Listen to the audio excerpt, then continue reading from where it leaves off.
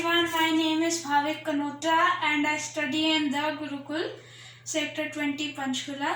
So I have been learning Arduino classes by ISR from 2-3 weeks. So I have made a project named traffic light system and buzzer.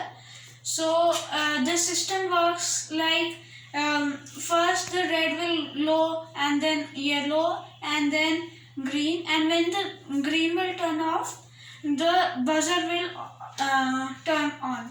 So let's see how this project works, the working of this project. So this is this is the data cable, this is the Arduino Uno board.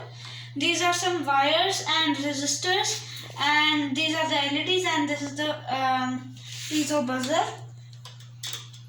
So the resistor I am using is of 220 ohms. So I have turned on this buzzer and press this close. So now let's see that how it works. So this is the code that I have used, that in void setup, and this is the code that I have used, and I have written here 20 as the human ears can only hear from 20 to 20,000 hertz.